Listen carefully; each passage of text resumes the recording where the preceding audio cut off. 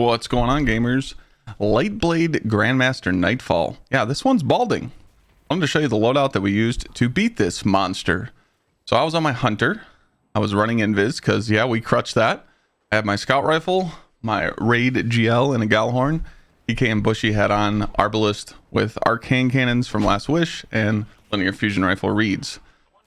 This beginning room is pretty tough. You want to shoot Lightblade and get him out of the room and try and trap this barrier champion on the right. As you see, we took him out pretty quickly. There is another barrier champion in this room in the middle.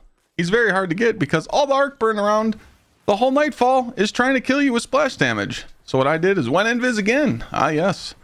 Ran down here, made sure he was dead. There's a lot of arc stuff out here. A lot of knights, a lot of acolytes. So we just go to the right, use that invis again, and we're just going to go invis up here on the top right corner and skip it all.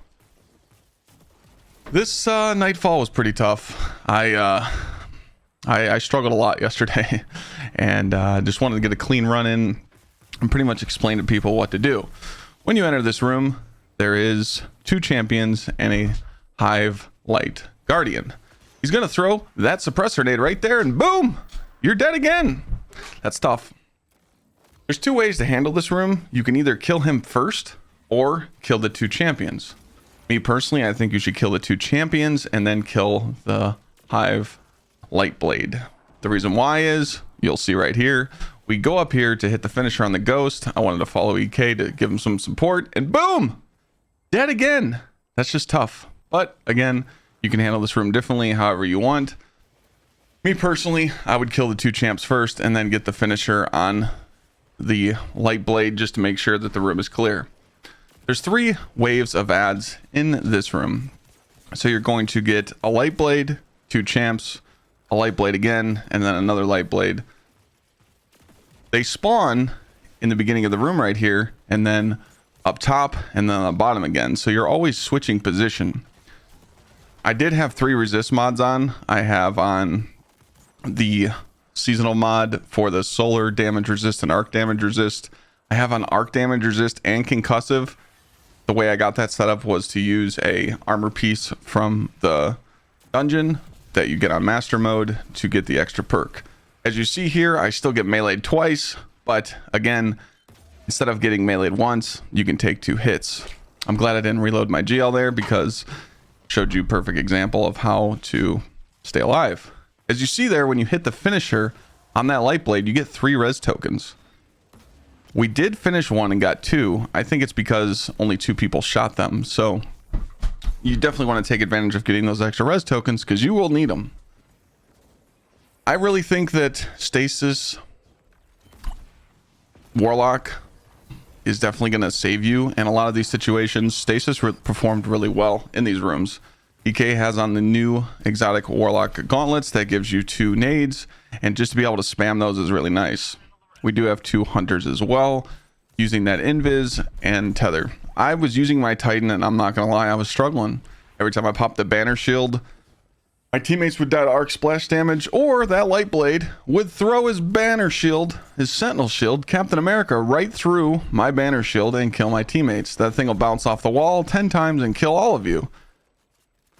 I just feel like that's not fair. But hey, you know, it's all good. It happens. When you get on this ship right here, you need to remember to jump. You're going to get stuck. So I'm jumping a lot to try and keep my movement because I felt like if you stayed still on this, you couldn't move and you had to slide. I'm pre-firing the Shrieker so that we can stay here. We did do a strat where we jumped off to the right and left here, but I felt like it was unnecessary. You could definitely stay on the ship here, but you have to keep moving because, again, anything can happen. When you kill that acolyte with that overshield right there, you see that a moth spawned above their heads. Those moths chase you. But what we didn't figure out, when you do dodge into invis, the moth doesn't track you anymore. But guess what? It's going to track your teammate. So you're better off killing him. There was that sentinel shield right there, throwing it at us, but we froze him. There's a moth above my head. I can't believe I just didn't die there. Suppressor nades would be ideal here, but I wanted to use Vortex so I could trap all the ads because most of this Nightfall is ad clear, especially in the boss room. So many ads overwhelm you with champs and the boss splash damage. And you kind of want to make sure that you're, you know, being able to keep the groups of ads on lock. So I chose Vortex. Once you slam both sides here, you're going to get on the ship again. You're going to have some solar witches. The Arbalest will take them out. On this ship ride, we did jump off. I wanted to jump off to the left and the right. That way we could just kind of take our time, not ride up and get overwhelmed with ads and shriekers. And plus you're going to be wasting a lot of ammo economy on the way as well. This Nightfall is definitely made to be taken slow. Some parts I wanted to rush and I got burned for it. I'm not gonna lie. I would really like to find out a strat without the invis, but I felt like with the hunter being able to dodge invis, my melee invis, I put on the fragment on the Void 3.0 to be able to hit finishers to go invis. I mean, it helps because there were situations where 2 people on the fire team could die and the last guardian standing doesn't have invis because they're not on a hunter, and it's very hard for you to even clutch a situation when you maybe not might have your super. Like, someone can just die in the worst possible situation and you're overwhelmed. The invis does help you there and makes you able to control more ads. The reason why I'm not running like Omni is because I wanted to run Orpheus so I could get tethers out and get damage on the boss, because I tested out Anarchy in this Nightfall actually, and Anarchy performed really well with tick damage, but it didn't help me with champs. I felt like champs in the boss room needed to be melted right away, and the Galahorn rocket definitely performed well. And I don't know if this is correct. This tether works amazing on this ship, by the way. You can just stay up here and just hit the triple tether and track all these ads. I think that the arc buff that you get from this Nightfall, you know, the acute burn, you get 25% more damage dealt and 50% more damage given. I think the Wolfpack rounds were arc because I felt like they were doing a little bit more damage. This Raid GL is going to do work right here. This Raid GL helps so much in this maze right here, going through the lanterns, because every time the Screebs kind of grouped up, I could take them out all the way. What we were doing at the lamps here, all 3 of you touch the lamp, and then as soon as you all are at 0, just let your teammate know that you all are at 0 so you can keep moving. You definitely don't want to sit here at the lamps and waste time, because the ads are just going to keep building up. The Screebs will chase you. And once you get behind, I mean, you're pretty much screwed. As you're going to each lamp, you definitely want to check for those moths in the air. Those moths like hiding behind the lamps or hiding behind the archways and easily can wipe your team. It happened to me. There's nothing you can do about it though, you know? It's just, hey, we missed the shot. We didn't clear the ads. If you're in that light puzzle and you feel like you're near the end and your teammates might get killed, you can simply run to the end, that bridge we just jumped over, and it actually takes the darkness away. Then you can go back and help your teammates out.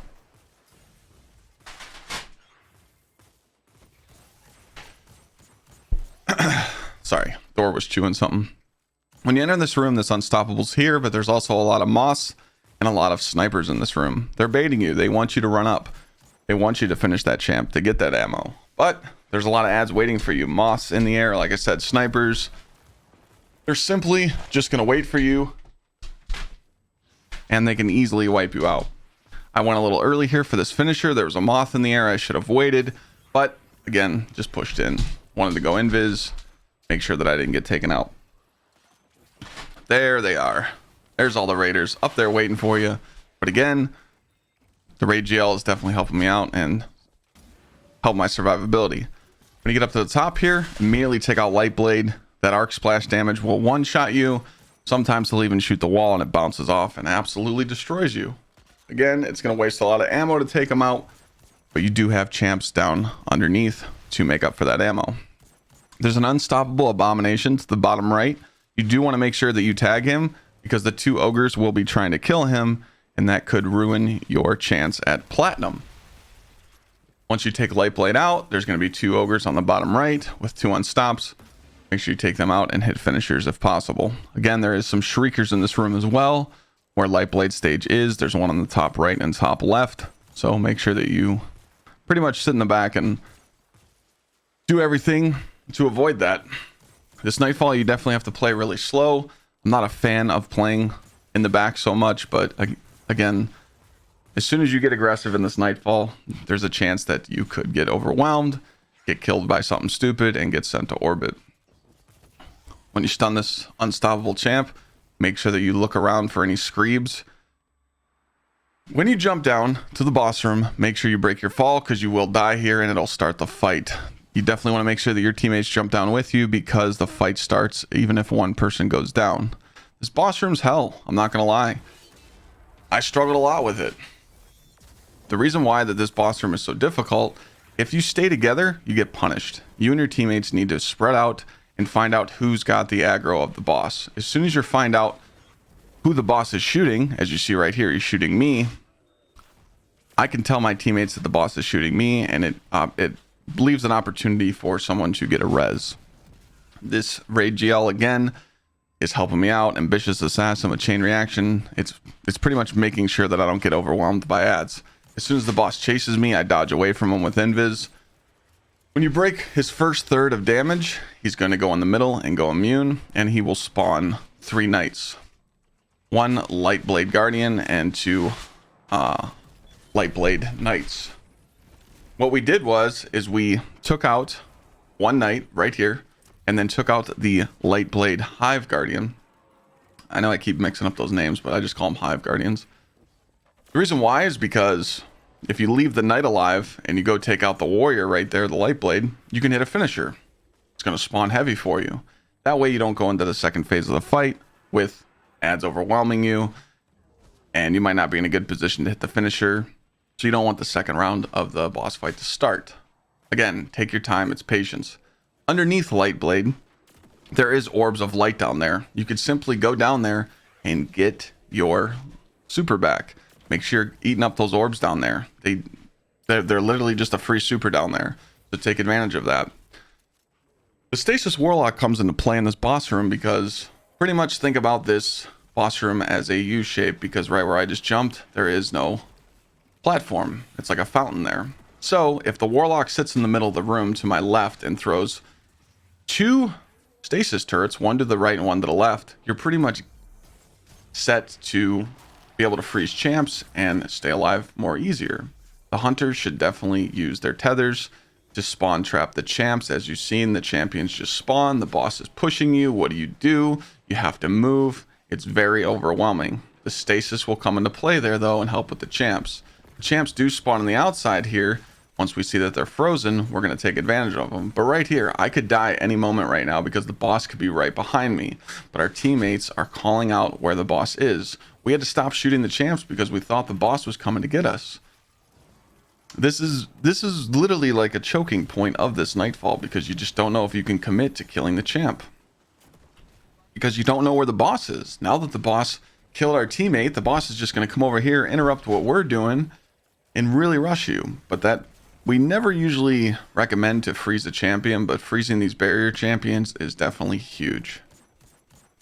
Once you clear the champions out and you're on the second bar of the boss, once you take this bar down to halfway, you're going to get hit with even more champions. This part wiped me 3 times yesterday. The reason why is we weren't ready. We weren't understanding that more champions were going to come out. We had nowhere to go, bad positioning, and that's what this boss room is all about, is literally positioning in the room where you can sit out and hang out. As you see, EK's to my right, he's got those turret nades ready to go. He can throw a turret to the right or on me, and we can use our supers to spawn trap these champions. Because once the champions are gone, it's just the boss. You can sit here and toy with them all you want, control where he goes, go down, get some ammo, maybe someone pulls his aggro. But if the boss shoots behind me right now, I'm dead. If he shoots anywhere near me and his arc, see, here it comes. But again, as you see, I had those 3 resist mods on. He did not 1-shot me, it 2-shot me. But again, there's just no way to survive that. It's literally impossible. So actually sitting by these is not a good choice, because if you sit by these platforms, the splash damage kills you. I tried hiding underneath. I tried hiding everywhere. There's not many places to readjust yourself. This guy's really mad. He's chasing me. But again, sometimes you have to pull aggro to keep your teammates alive. I would really like to, again, learn this boss room more and run it without invis. But I feel like if I'm in a situation where I need to clutch up, I really don't know if it can happen. Here's the champs. They spawn out. The turrets are already thrown down. As you see, the Warlock already threw those down. The hunter is behind me. Bushy's behind me. We spawn trap that one. We wanted to take that out. The reason why is we were going to separate one on each side, but we felt like if we took one champ out, we had a better positioning to sit here and shoot at range, which it worked out. The champions are now dead. All we have to do now is push the boss to the final third of health bar. And again, it's not over yet. You're simply pushing him to the final stage of his health bar, and you're going to get hit with 3 more knights spawning from the middle. The Guardian Knight spawns and the 2 Lightbearer Knight spawns. It's insane. But again, this is the easy part. This is where you can get your ammo back. That Lightblade Warrior, you can hit a finisher on, a loosened finisher. Even if you're running Aeons, you can stack it with that. We felt like that wasn't needed, but again, if you do need it, you can. We want to take him out, keep the other 2 knights alive so we can get ready to fight the boss on the final bar. Again, right now, we can't jump over there. He's spamming suppressor nades. Like, I could be running suppressor nades to shut him down, but I've seen this guy throw 9 suppressor nades in a row. These knights, they just chase you. They want to hit you. You can simply run from them. This guy is you want to kill him immediately because he's the problem of the whole room. That splash damage, he shoots you, suppressor nades, he goes into a super, he can easily take you out.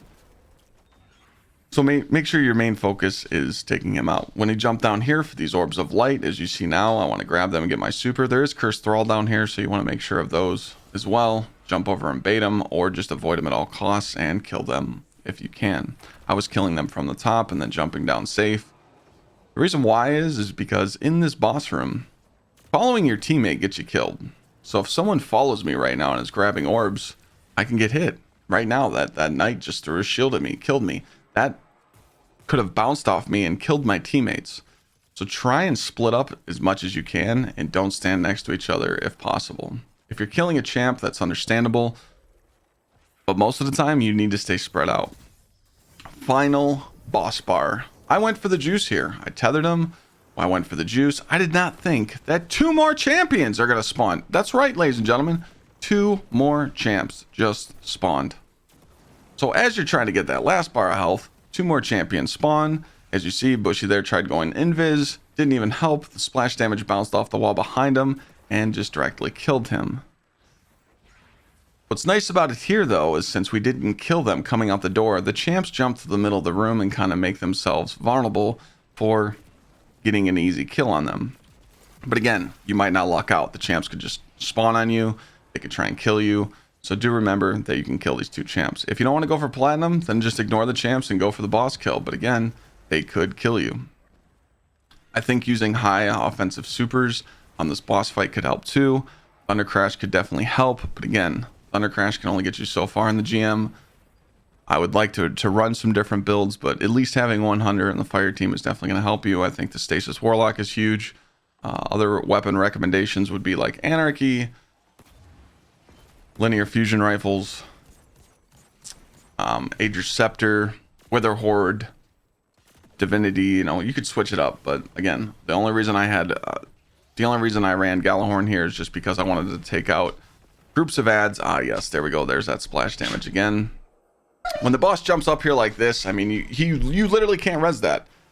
You have to bait the boss out there. You have to make sure that he's not coming to stomp your friend out, because this boss will literally trick you into resing your teammates.